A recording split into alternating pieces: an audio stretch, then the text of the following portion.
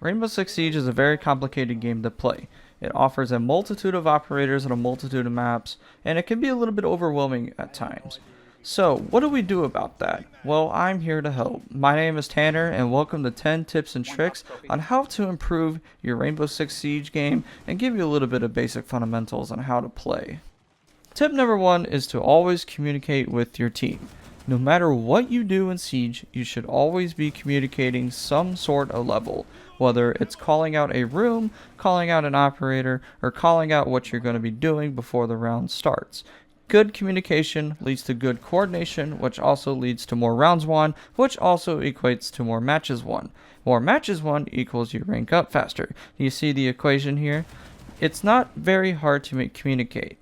All you have to do is open up your mouth and say words. It really is not a big problem. I've had numerous games in the Diamond Champion ELO where I have had zero communication, and it is an absolute nightmare to play in. So always communicate with your teammates and always try to make sure that they can hear you and that you are offering good, solid information.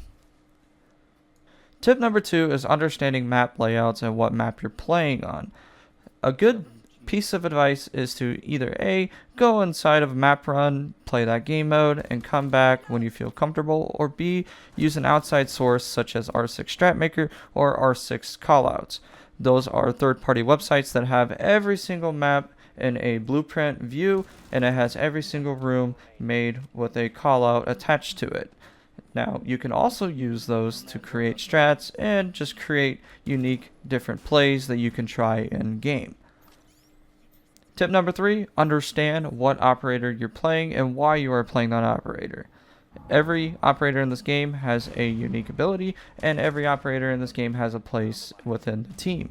Whether you're playing as Ashe and you're using her breaching charge to open up walls or doorways, or you're using smoke to hunker down in sight and cut off those choke points, every operator has a special place in the game. Please go out, find a couple of operators, maybe 2 or 3 on each side, and play those operators until you have mastered them. Come back when you're ready to play other operators, and your game sense and your gameplay will expand upon that.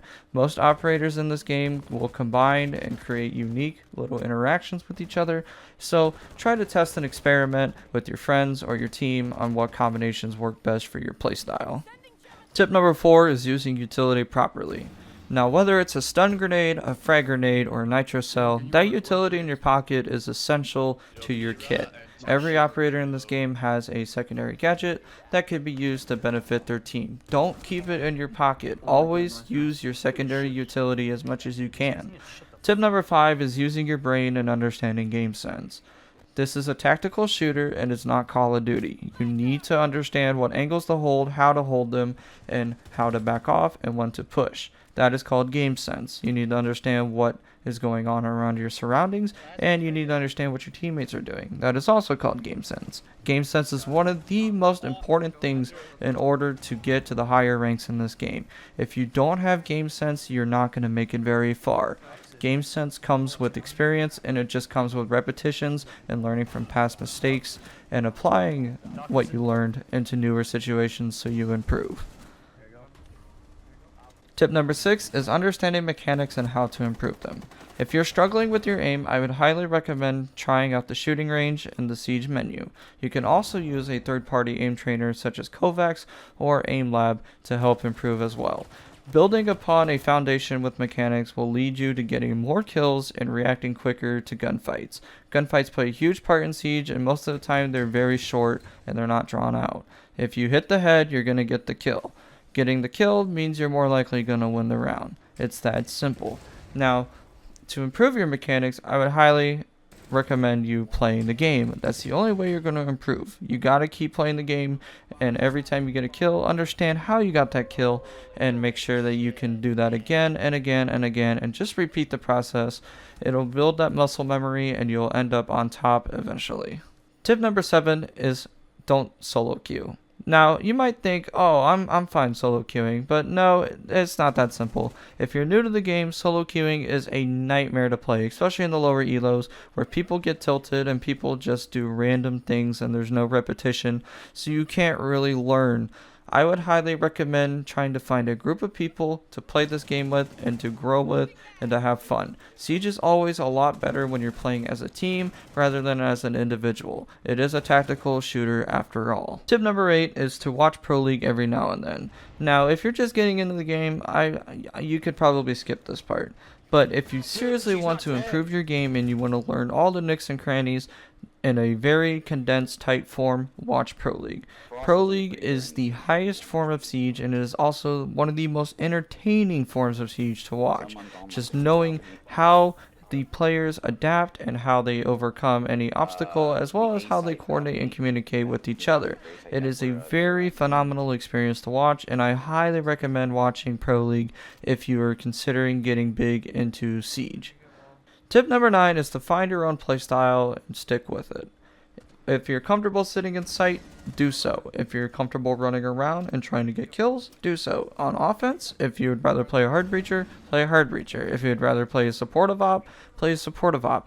There are limitless options in how to play this game, and there is a playstyle for every player that is coming in. I would recommend that you find one and you stick with it until you feel comfortable enough to play a new one. Just build upon that and you will be fine. And finally, my last tip, tip number 10, be patient. Siege is a video game at the end of the day, and video games are here to entertain us and to make us have fun. If you're not having fun, I would suggest maybe taking a break or switching to a different game that you enjoy more. But when you're playing Siege, patience is key. This game has a lot to learn, and its difficulty curve is very steep once you get into the higher ranks. I would suggest just taking your time, taking it slow, and just having fun with what you're doing. Don't try to overstep your boundaries and play it comfortable, and you will be fine. And those were my 10 tips and tricks into getting into Rainbow Six Siege. Please leave a like and comment if you enjoyed the video. Subscribe if you want to hear more from the channel. It's free and it helps me a lot. I know I'm trying to build an audience right now, so any subscription would be great. Thank you guys for watching. My name's Tanner. Peace out.